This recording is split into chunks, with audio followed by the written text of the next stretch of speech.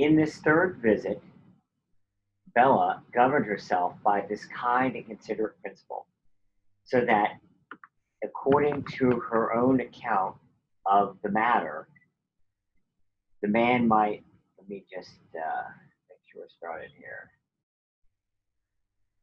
I don't know why.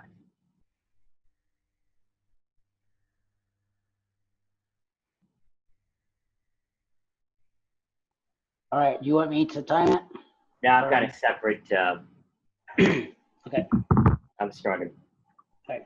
In this third visit, Bella governed herself by this kind and considerate principle, so that, according to her own account of the matter, the man might have spoken out, but he was still bashful. He was not able to overcome this unreasonable reverence. So the visit went on as the former. But now she began to be dissatisfied with him. She compared his general character with this particular behavior to her, and, never having been courted before, owned herself puzzled how to deal with such an odd lover. What did the man mean?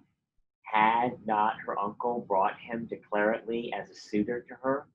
Could it not be bashfulness? Now she thought of it, since he might have opened his mind to her uncle if he wanted courage to speak directly to her. Not that she cared much for the man neither, but it was right, surely, that a woman should be put out of doubt early as to a man's intention in such a case as this from his own mouth. But truly, she had begun to think that he was more solicitous to cultivate her mamma's good opinion than hers. Everyone, she owned, admired her mamma's conversation, but that he was mistaken if he thought that he would do with her, and then, for his own sake, surely he would put into her power to be complacent to him, if he gave her a cause for approbation. This distant behavior, she must take on upon her to say, was more extraordinary as he continued his visits and declared himself extremely desirous to cultivate a friendship with the whole family. And as he could not as he could have no doubt about her sense, if she might take it upon her to join her with her own general opinion, he having taken great notice of and admired many of her good things as they fell from her lips. Reserves were painful, she must needs say, to open and free spirits like hers. Yet she must tell my aunt, to whom all this was directed, that she should never forget what she owed to her sex and to herself. Were Mr. Lovelace unexceptional in his morals as in his figure, and were he to urge his suit ever so warmly? I was not of her counsel. I was still absent, and it was agreed between my aunt Hervey and her that she was to be quite solemn and shy in his next visit, if there were not a peculiarity in his address to her. But my sister, it seems, had not considered the matter well. This was not the way, as it proved, to be taken with a man of Mr. Lovelace's penetration, for matters were mere omission, nor with any man. Since if love has not taken root deep enough to cause it to shoot out with declaration, if an opportunity be fairly given for it, there is little room to expect that the blighting of wind of anger or resentment will bring it forward. Then my poor sister is not naturally good-humored. This is too well a truth for me to endeavor to conceal it, especially from you. She must therefore, I doubt, have appeared to great disadvantage when she aimed to be worse tempered than ordinary. How they managed it in this conversation, I don't know. One would be tempted to think by this issue that Mr. Lovelace was ungenerous enough to seek the occasion given, and to improve it. Yet he thought it would be fit to put the question too. But But, she says, it was not till by some means or other, she knew not how, he had wrought her up to such a pitch of displeasure with him that it was impossible for her to recover herself at the instant. Nevertheless, he re-urged his question, as expecting a definitive answer without waiting for the return of her temper or endeavoring to mollify her, so that she was under a necessity of persisting in her denial, yet gave him reason to think that she did not dislike his address, only the manner of it, his court being rather made to her mamma than to herself, as if he was sure of her consent at any time. A good encouraging denial, I must own, as was the rest of her plea, to wit, a disinclination to change her state, exceedingly happy as she was, she could never be happier. As such, consenting negatives, as I may call them, and yet not intend a reflection upon my sister, for what can any young creature in the like circumstances say, when she's not sure but a too ready consent may subject her to the slights of a sex that generally values a blessing either more or less as it is obtained with difficulty or ease. Miss Diddlepulp's answer to a copy of the verses from a gentleman, reproaching our sex as acting in disguise, is not a bad one, although you perhaps may think it too acknowledging for the female character. Ungenerous sex to scorn us if we're kind, and yet upbraid us if we seem severe.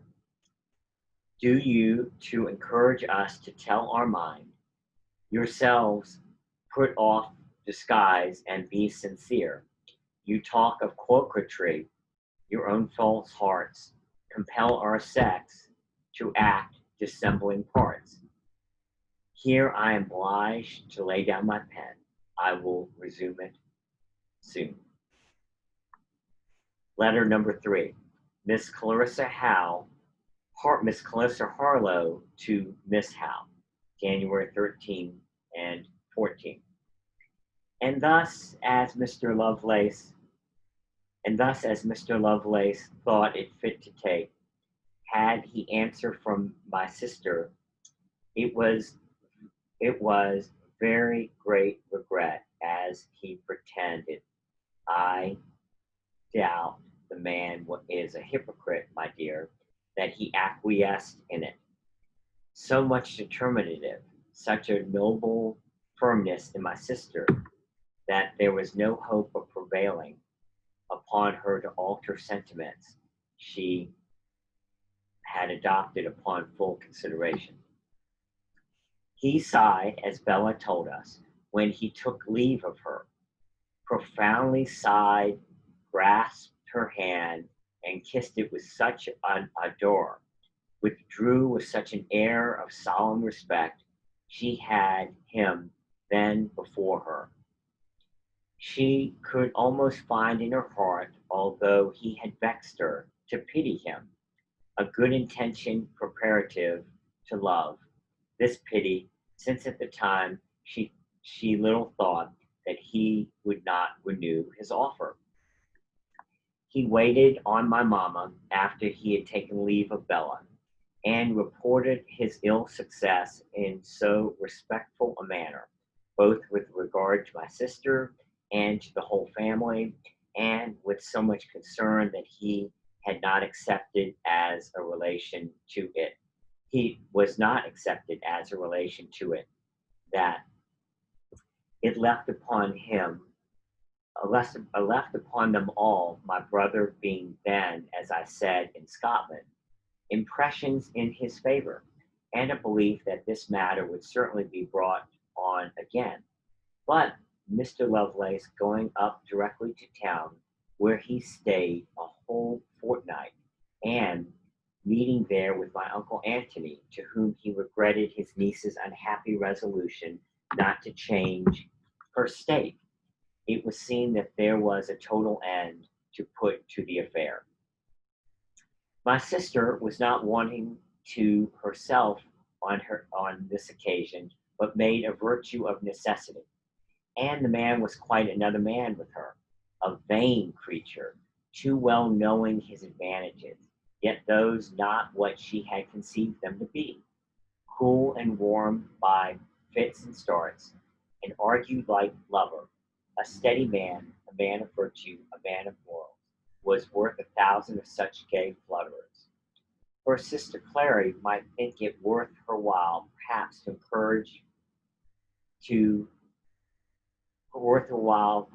try to engage such a man. She had patience. She was a mistress of persuasion, and indeed, to do the girl justice, had something of a person. But as for her, she would not have a man of whose heart she could not be for sure for one moment, no, not for the world. And most sincerely glad she was that she had rejected him. But when Mr. Lovelace had returned into the country, he thought it fit to visit my papa and my mamma, hoping, as he told them, that however unhappy he had been in the rejection of the wished for alliance, he might be allowed to keep up an acquaintance and a friendship with my family, which he should always respect.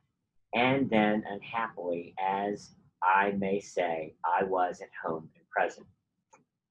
It was immediately observed that his attention was fixed on me.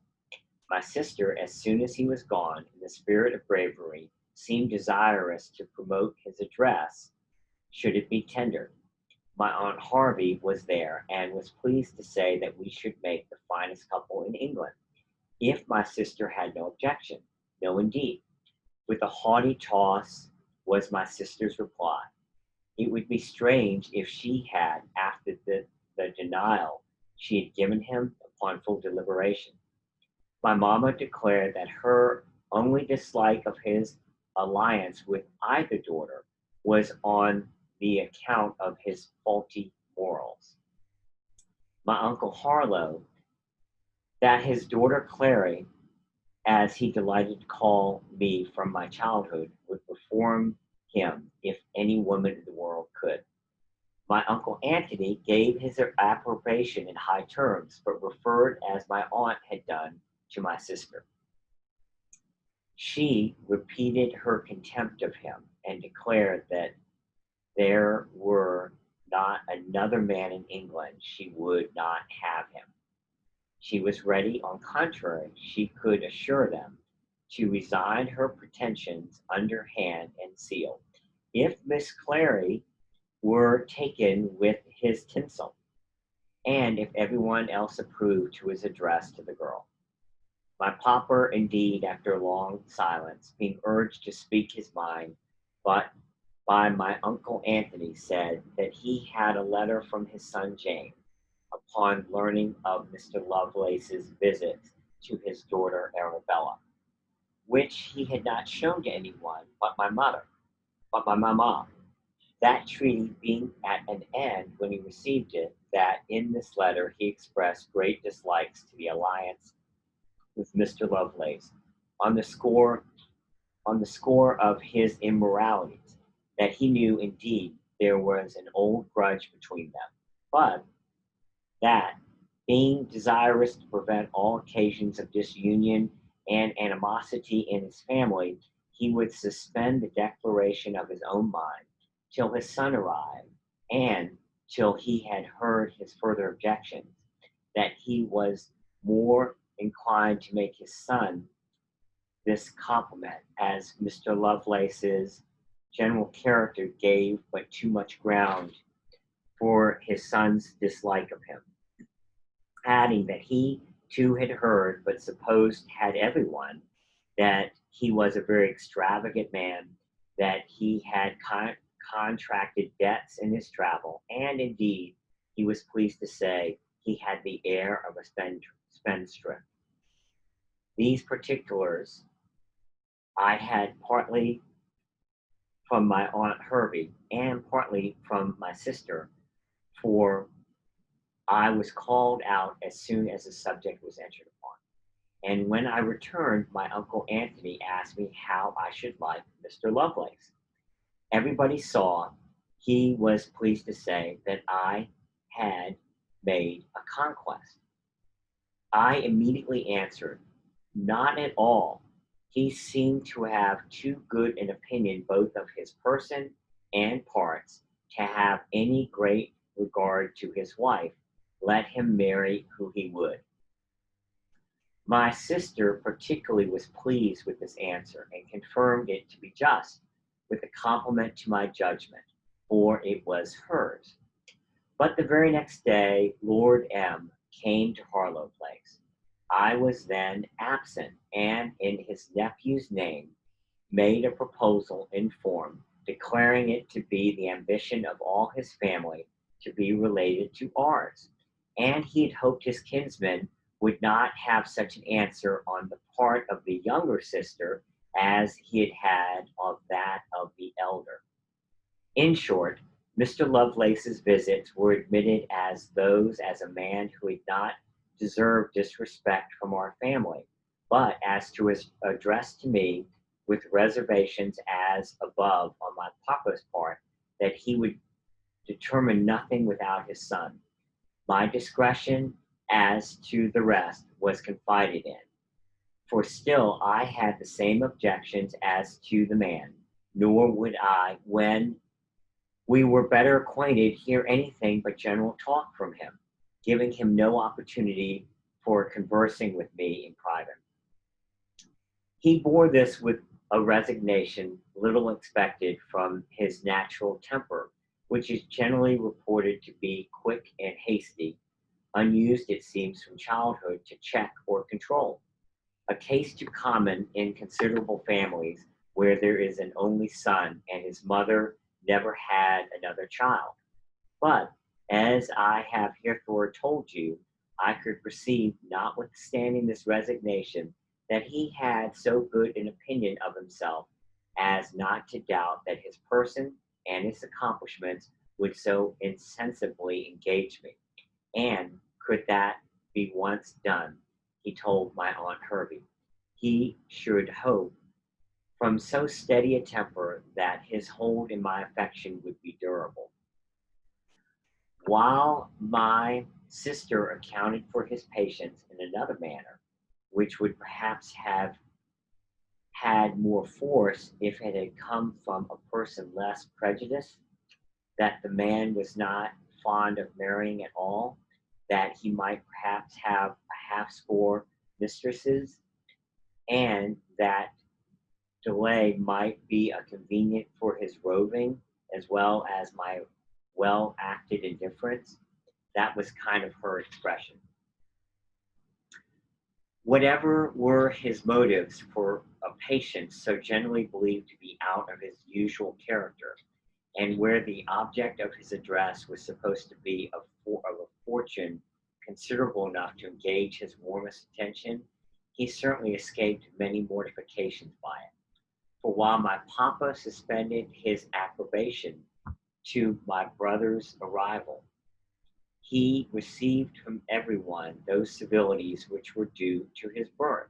And although we heard from time to time reports to his disadvantage with regards to his morals, yet we could not question him upon them without giving him greater advantages than the situation was in with us would justify to prudence, since it was much more likely that his address would not be allowed of than it would.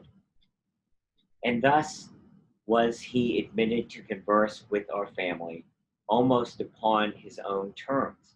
For while my friends saw nothing in his behavior but what was extremely respectful, and observed in him no violent opportunity, they seemed to have taken a great like to his conversation. While I considered him only as a common guest when he came, and thought myself no more concerned in his visits, nor at his entrance or departure, than any other member of the family. But this indifference of my side was the means of procuring him one great advantage, for upon it was grounded that correspondence by letters which succeeded, and which, had it been to be begun when family animosity broke out, would never have been entered into on my part.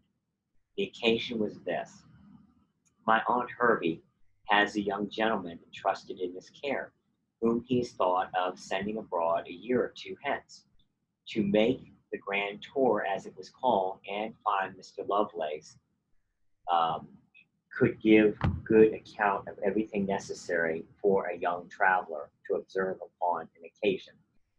He desired him to write down a description of the courts and countries he had visited, and what was most worthy of curiosity in them. He consented on the condition that I would direct his subjects, as he called it, and as everyone had heard of his manner of writing commended, and thought his relations might be agreeable amusements in winter evenings, and that he could have no opportunity particularly to address me in them, since they were to be read in full assembly before they were to be given to the young gentleman, I made the less scruple to write, and to make observations and put questions for further information. Still, the less, perhaps, as I love writing, and those who are not, who do are fond, of occasions to use the pen, and then having everyone's consent and my Uncle Hervey's desire that I would, I thought that if I had been the only person, um, only scrupulous person, it would have shown a particularity that a vain man would construe to his advantage, and which my sister would not fail to animadvert upon. You have seen some of these letters, and have been pleased with his account of persons, places, and things, and we have both agreed that he was no common observer upon what he had seen. My sister herself allowed that the man had a tolerable knack of writing and describing, and my papa, who had been abroad in his youth, said that his remarks were curious and showed him to be a person of reading, judgment, and taste.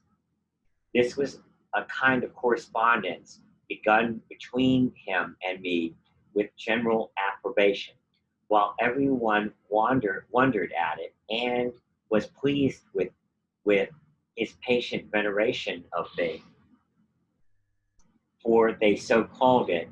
However, it was not doubted that he would soon be more importunate, since his visits were more frequent, and he acknowledged to my Aunt Hervey a passion for me, accompanied with an awe that he had never known before, to which he attributed what he called his but seemingly acquiescence with my papa's pleasure and the distance I kept him at. And yet, my dear, this may be his unusual manner of behavior to our sex, for had not my sister at first all his references?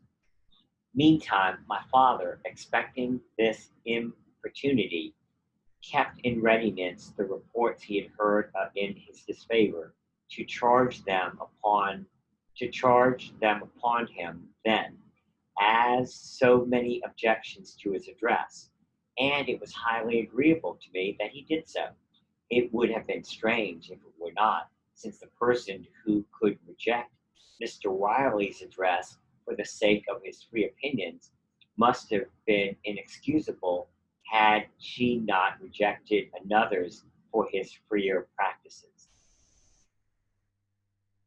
But I should own that in the letters he sent me upon the general subject, he more than once enclosed a particular one, declaring his passionate regards for me, and complaining with fervor enough of my reserves. But of these I took not the least notice, for as I had not written to him at all, but upon a subject so general, I thought it was right to let what he wrote upon one so particular pass off if never I had seen it, and the rather as I was not at liberty from the approbations his letters met with to break off the correspondence without assigning the true reason for doing so. Besides, with all his respectful assiduities, it was easy to observe, if it had not been his general character, that his temper was naturally haughty and violent, and I had seen too much of that untraceable spirit in my brother to like it in one who had hoped to be still nearer related to me. I had a little specimen of this temper upon the very occasion I had mentioned, for after he had sent me a third particular letter with the general one, he asked me the next time he came to Harlow Place if I had not received such a one from him. I told him I should never answer one such set, and that I had waited for such an occasion as he had now given me to tell him so. I desired him therefore not to write again on the subject, assuring them that if he did, I would return both and never write another line to him. You cannot imagine how saucily the man looked, as if, in short, he was disappointed that he had not made a more sensible impression upon me. And when he recollected himself, as he did immediately, what a visible struggle it cost him to change his haughty airs for more placid ones. But I took no notice of either, for I thought it best to convince him by the one coolness and indifference with which I repulsed his forward hopes, at the same time intending to avoid the affection of pride and vanity, that he was not considered enough in my eyes to make me take over ready offense as to what he said or how he looked. In other words, that I had not enough value for him to treat him with peculiarity either by smiles or frowns. Indeed, he had a cunning enough to give me, undesignedly, a piece of instruction which taught me this caution. For he had said in a conversation once, that if a man could not make a lady in courtship own herself pleased with him, it was as much and often more to his purpose to make her angry with him. I'll repeat that again. That if a man could not make a lady in courtship own herself pleased with him, it was as much and oftentimes more to his purpose to make her angry with him. I must break off here. I will continue the subject the very first opportunity. Meantime, I am your most affectionate friend and servant, Clarissa Harlow. Letter number 4. Miss Clarissa Harlow to Miss Howe, January 15th. This, my dear, was the situation, Mr. Lovelace,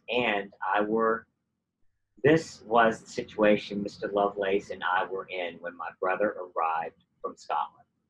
The moment Mr. Lovelace's visits were mentioned to him, he, without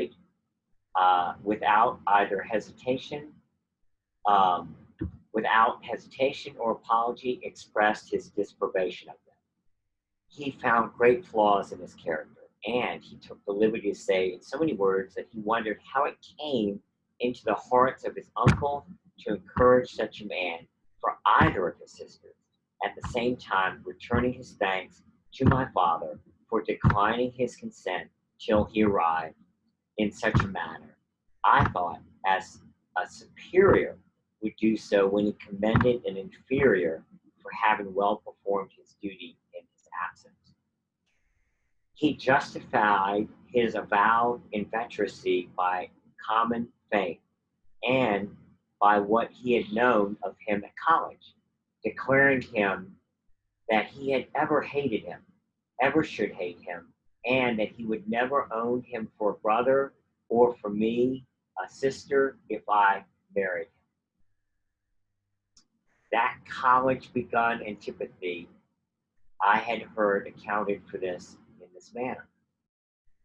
Mr. Lovelace was always noted for his vivacity and courage, and no less, it seemed, for the swift and surprisingly progress he made in all parts of literature. For it seems, for diligence in his studies and the hours of study, he hardly had an equal. This, it seems, was his general character at the university, and it gained him many friends among the more learned youth, while those who did not love him feared him by reason of the offense his vivacity made him too ready to give, and of the courage he showed in supporting the offense when given, which procured him as many followers as he pleased among the mischievous sort. Not very amiable character, you'll say, upon the whole. But my brother's temper was not happier. His native haughtiness could not bear a superiority so visible, and whom we feared more than love, we are not far from hating, and having less command of his passions than the other, was evermore the subject of his, perhaps indecent, ridicule, so that they never met without quarreling, and everybody, either from love or fear, siding with his antagonist. He had a most uneasy time of it, while both continued in the same college.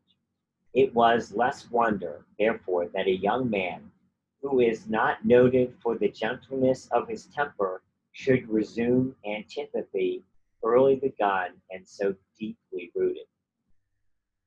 He found my sister, who waited but for the occasion, ready to join him in his resentments against the man he hated.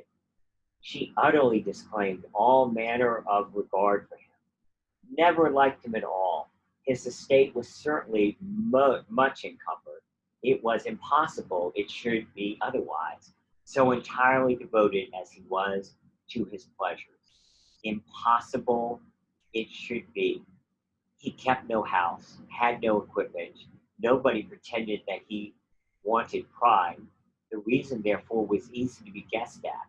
And then she boasted of, and my brother praised her for, refusing him. And both joined on all occasions to depreciate him, and not seldom made the occasions their displeasure against him, causing every subject in this, if it began not with it. I was not solicitous to vindicate him, when I was not joined in their reflections. I told them that I did not value him enough to make a difference in the family on his account, and as he was supposed to have given too much cause for their ill opinion of him, I thought he ought to take the consequences of his own faults. Now and then, indeed, when I observed that their vehemence carried them beyond all bounds of probability, I thought it all but justice to put in a word for him. But this only subjected me to reproach as having a prepossession in his favor that I would not own, so that when I could not change the subject, I used to retire either to my music or to my closet. Their behavior to him, when they could not help seeing him, was very cold and disobliging, but as yet not directly affrontive. They were in hopes of prevailing upon my papa to forbid his visits. But as there was nothing in his behavior that might warrant such a treatment of a man of his birth and fortune, they succeeded not. And then they were earnest with me to forbid them. I asked what authority I had to take such a step in my father's house, when my behavior to him was so distant, that he seemed to be as much the guest of any other person of the family, themselves excepted, as mine. In revenge, they told me that it was a cunning management between us, and that we both understood one another better than we pretended to. And at last they gave such a loose to their passions of all of a sudden, as I may say that instead of withdrawing as they used to do when he came, they threw themselves in his way purposely to affront him. Mr. Lovelace, you may believe, very ill brooked this, but nevertheless contented himself to complain of it to me in high terms, however, telling me that but for my sake, my brother's treatment of him was not to be borne. I was sorry for the merit this gave him, in his opinion, with me, and the more of the sum of the affronts he received were too flagrant to be excused. But I told him that I was determined not to fall out with my brother, if I could help it, whatever were his faults, and since they could not see one another with temper, should be glad that he would not throw himself in my brother's way, and I was sure my brother would not seek him. He was very much nettled at this answer, but said he must bear his affronts if I would have it so. He had been accused himself of violence in his temper, but he had hoped to show on this occasion that he had command of his passions, which few men so provoked would be able to show, and doubted not but it would be attributed to a proper motive by a person of my generosity and penetration. My brother had just before, with the approbation of my uncles, employed a person related to a discharged bailiff or steward of Lord M, who had had the management of some sort of Mr. Lovelace's affairs, from which also dismissed by him, to inquire in his debts as his companions into his armors in life. My Aunt Hervey in confidence gave the following particulars of what the man said.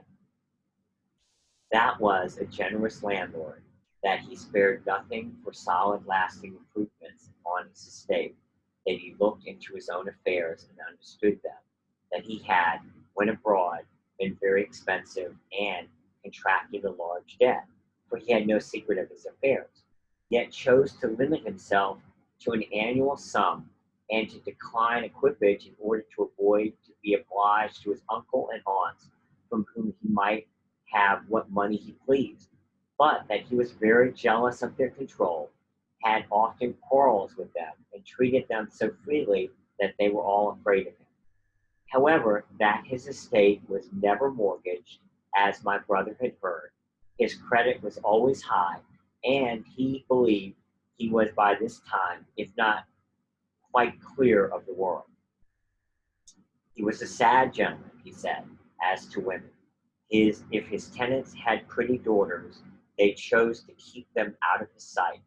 He believed he kept no particular mistress, for he had heard nullity. That was the man's word. Everything was everything with him.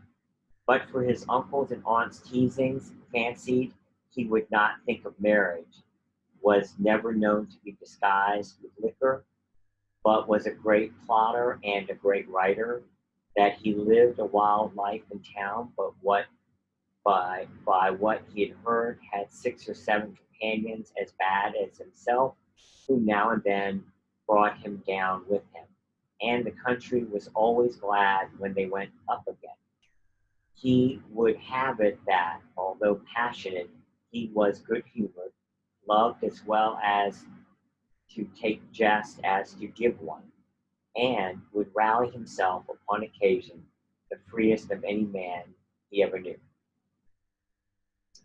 This was his character from an enemy, for, as my aunt observed, everything the man said commendably of him became grudgingly, with a must need to say to do him justice, while the contrary was delivered with a free will, and this character, as worse was expected, though was bad enough, not answering the end of inquiry after it, my brother and sister were more apprehensive than before that its address would be encouraged, since the worst part of it was known, or supposed, when he was first introduced to my sister.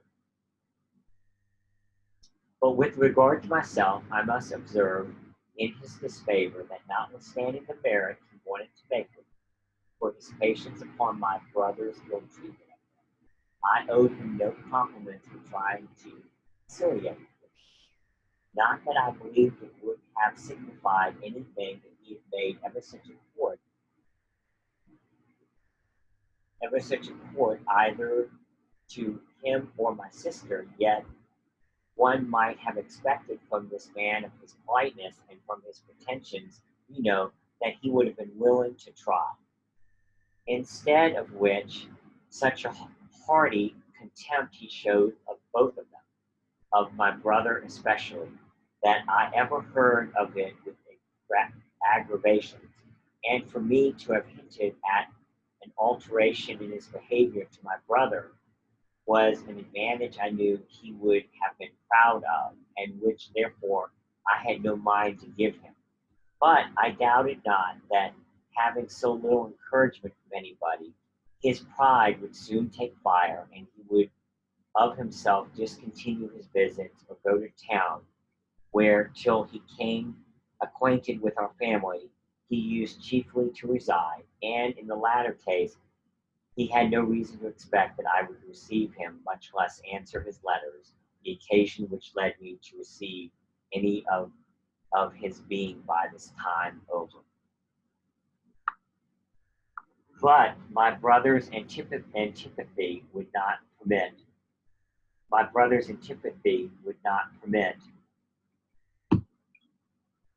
to wait for such an event. And after several excesses, which Mr. Lovelace still returned with contempt and haughtiness, too much like that of the aggressor, my brother took it upon himself to fill up the doorway once he came, as if to oppose his entrance. And upon his asking for me, demanded what his business were with his sister. The other, with a challenging air, as my brother says, told him he would answer a gentleman any question, but he wished that Mr. James Harlowe, who had of late given him high airs, would remember he was not at college now. Just then, the good Dr. Lewin, who frequently honors me with a visit of conversation, as he is pleased to call it, and had parted with me in my own parlor, came to the door, and hearing the words interposed, both having their hands upon their swords, and telling Mr. Lovelace where I was, he burst by my brother to come to me, leaving him chafing, he said, like a hunted boar at bed. This alarmed us all.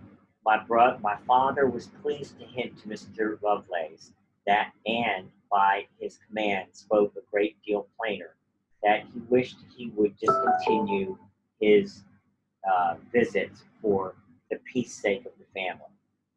But Mr. Lovelace was not easily to be brought to give up his purpose, in point especially wherein he pretends his heart is so engaged, and an absolute prohibition not having been given, things went over for a little while as before. For I saw plainly that to have denied myself his visits, which, however, I declined receiving as often as I could, was to bring forward some disparate issue between the two, since the offense so readily given on one side was only brooked by the other out of consideration for me. And thus did my brother's rashness lay me under an obligation where I would at least have owed it. The intermediate proposals of Mr. Sims and Mr. Mullins, both in turn encouraged by my brother, were inducements for him to be more patient for a while. He, being in hopes, as nobody thought me over forward in Mr. Lovelace's favor, that he should engage my father and uncles to espouse the one or the other in opposition to him. But when he found that I had interest enough to disengage myself from their addresses, as I had before when he went to Scotland and before Mr. Lovelace's visited here, of Mr. Wireley's, he then kept no measures, and first set himself to upbraid me for supposed prepossession, which he treated as if were criminal, and then to insult Mr. Lovelace in person. And it being at Mr. Edward Sims, the brother of the other Sims, 2 miles off, and no good Dr.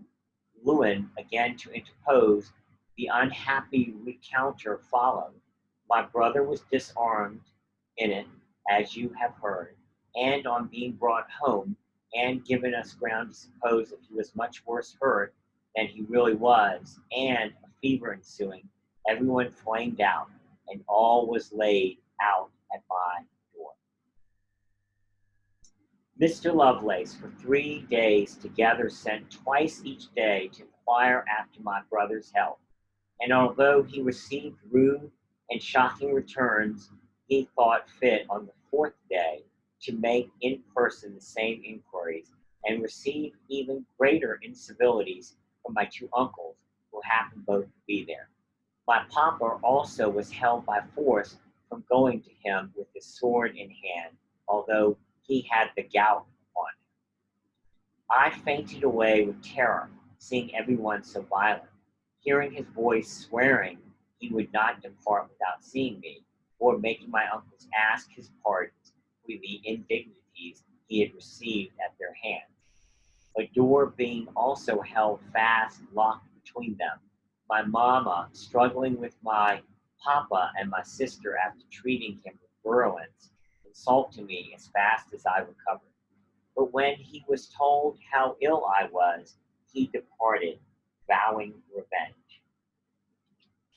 He was ever a favorite with our domestics, his bounty to them, and, having always something facetious to say to them, had made them all of his party, and on this occasion they privately blamed everyone else, and reported his patient and gentlemanly behavior, till the provocations given him ran very high, in such favorable terms that those reports and my apprehensions of the consequence of this treatment induced me to read a letter he sent to me that night, and it being written in the most respectful terms, offering to submit the whole of my decision, and to govern himself entirely by my will, to answer it some days later.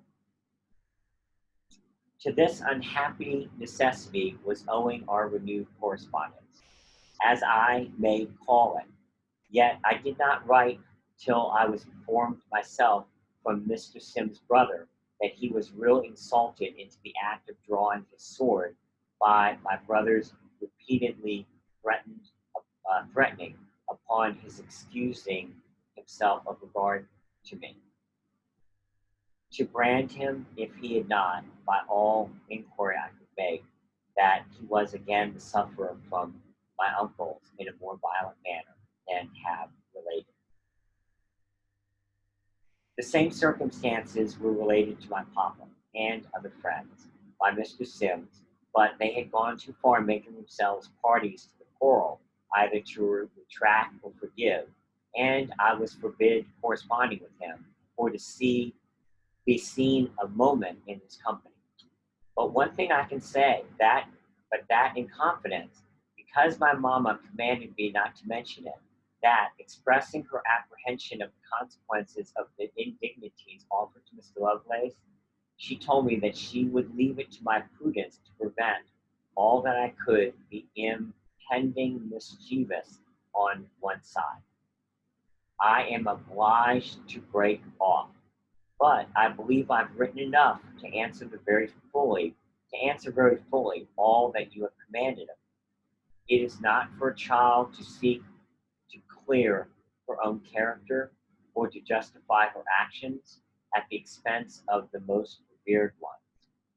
Yet, as I know that the account of all those further proceedings by which I might be affected will be interesting to so dear a friend, who will communicate to others no more than what is fitting. I will continue to write as I have opportunity and as minutely as we are used to writing to each other. Indeed, I have no delight, as I have often told you, equal to that which I am in conversing with you by letter when I cannot in person. Meantime, I cannot help saying that I am exceedingly concerned to find that I am become so much the public talk, as you tell me, and as everyone tells me I am.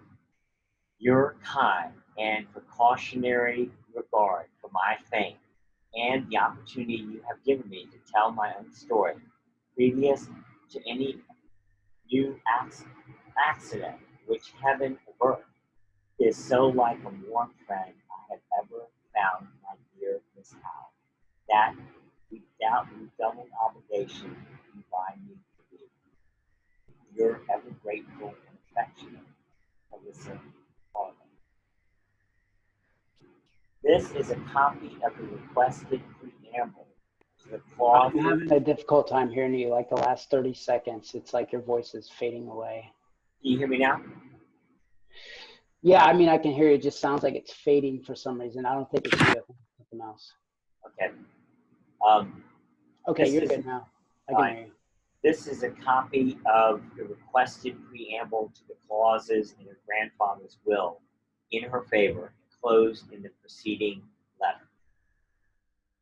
As the particular estate I have mentioned and described it above is principally of my own raising, as my three sons have uncommonly prosperous and are very rich. The eldest, by means of unexpected benefits he reaps from his newfound mines. Second, by what has unexpectedly fallen into him upon the deaths of several relations of his present wife. The worthy daughter, by both sides of very honorable families, over and above the very large portion he received with her in marriage. My son Anthony, by his East India traffic and successful voyages. As furthermore, my grandson James will be sufficiently provided for by his godmother Lovelow's kindness to him, who having no near relations assures me that she has, as well by deed of gift and by will, left him both her Scottish and English estates. For never, blessed be God, therefore, was there a family more prosperous in all of its branches, and as my second son James will probably be making it up to my grandson, and also to my granddaughter Arabella, to whom I intend no disrespect, nor have reason, for she is very hopeful and a dutiful child. And as my sons James and Anthony seem not inclined to married life, so that my son James is the only one who has children, or is likely to have any, for all these reasons, and because my dearest and beloved granddaughter, Clarissa Harlow, has been from the infancy a matchless young creature in her duty to me, and admired by all who knew her as a very extraordinary child. I must therefore take pleasure of considering her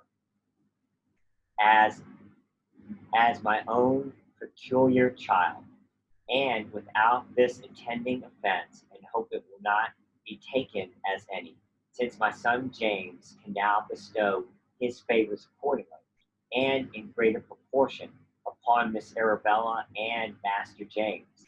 These, I say, are the reasons which move me to dispose all of the above estate in the precious child's favor, with who is the delight of my old age, and um, I verily think has contributed by her amiable duties and kind tender regards to prolong my life. Wherefore, it is my express will and commandment and I am joined by 3 sons, John, James, and Anthony, and my grandchildren, James, and my granddaughter, Arabella, as they value my blessing and my memory, and would wish with their own last wills and desires to be fulfilled by their survivors, that they will not impugn or contest the following bequest and disposition in favor of my said granddaughter, Clarissa, although they should not be strictly conformable to law or the forms thereof, nor suffer them to be controverted or disputed on any pretense whatsoever, and in this confidence, etc.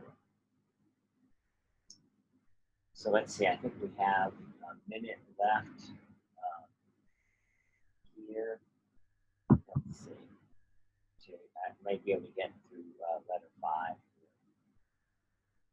Letter 5. Miss Clarissa Harlow to Mr. Harlow, January 20th. I have been hindering from my own prosecuting my intentions.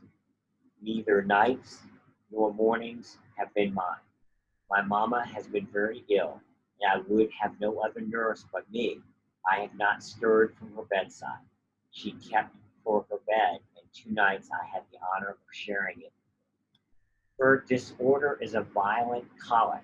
The contentions of these fierce, these masculine spirits, and the apprehension of mischiefs that may arise from the increasingly animosity which all here have against Mr. Lovelace, and to his well-known resentful and intrepid character she cannot bear. Then the foundation laid as she dreads for jealousy and heartburnings in her own family.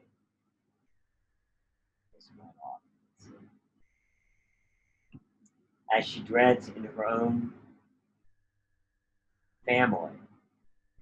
Then the foundation laid, as she dreads for jealousy and the heartburnings in her own family, laid so happy and so united, afflict exceedingly a gentle and sensible mind, which has from the beginning on all occasions sacrificed its most inward satisfaction to outer peace. My brother and sister, who used very often to jar, are now so much one and are so much together. Caballing was the word that dropped from her as if at unawares, that she is full of fears of consequences that may follow, to my prejudice. Perhaps is her kind concern, since she sees that they behave to me every hour with more and more shyness and reserve, yet she but exert that authority which the superiority of her fine talents give her. All these family feuds might perhaps be crushed in their but yet beginnings, especially as she may be assured that all fitting concessions shall be made by me, not only as they are my elders, but for the sake of so excellent and so indulgent of a mother. For if I must say to you, my dear, as I would say to any other living person, it's my opinion that she has been of temper that would have been born no less. She would have 10 times to bear than she had. No accommodation, you will say, or generosity of those spirits which can turn to its own disquiet and condescending goodness. All right. Cool. Thanks, man.